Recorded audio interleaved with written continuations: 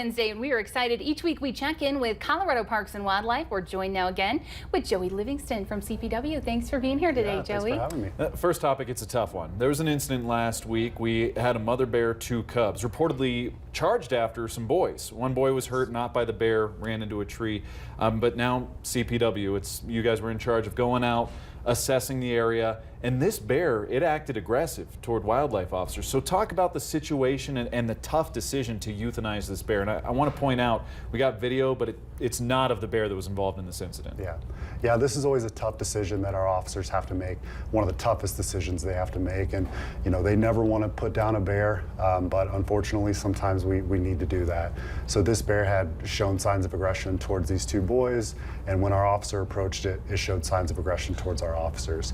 Now, they are trained to handle bear encounters, to approach bears and assess what their normal behavior would be. Charging and showing signs of aggression is not normal behavior for black bears. All we have in Colorado is black bears. They're normally naturally very scared of people, and so this bear was showing unnatural behaviors. Let's talk natural behaviors, because we got video of these 2 cubs here. The mom's nearby. Mom's just keeping an eye on them. Can you describe, I mean, obviously, if a bear's coming at you, you want to reach out to CPW, but what do they typically do around humans? Yeah, normally black bears are going to run away. Even a mom with cubs, they can get defensive, but most of the time they're going to keep their distance, be very wary of people. You know, I think some people get confused with the difference between grizzly bears and black bears, but all we have in Colorado is black bears. Natural behavior is to run away, be scared of us, and normally run up a tree and hide or something like that. That's just what happened in this video. They saw people. They darted off. All right, Joey, a big update on the wolf restoration project. CPW working with Oregon right now. Tell us about that. Yeah, so we're one step closer towards reintroducing wolves in Colorado. So in November 2020, Proposition 114 was approved, directing CPW to reintroduce wolves by the end of this year, by December 31st, 2023. And so we have secured a source population for up to 10 wolves provided by Oregon. And so we're just one step closer towards actually getting wolves on the ground in Colorado. It's not an easy project either. I mean, you guys essentially have to track these wolves, capture them, and then they've got to be healthy for Colorado too. So I mean, is it one of the biggest projects that CPW has ever had?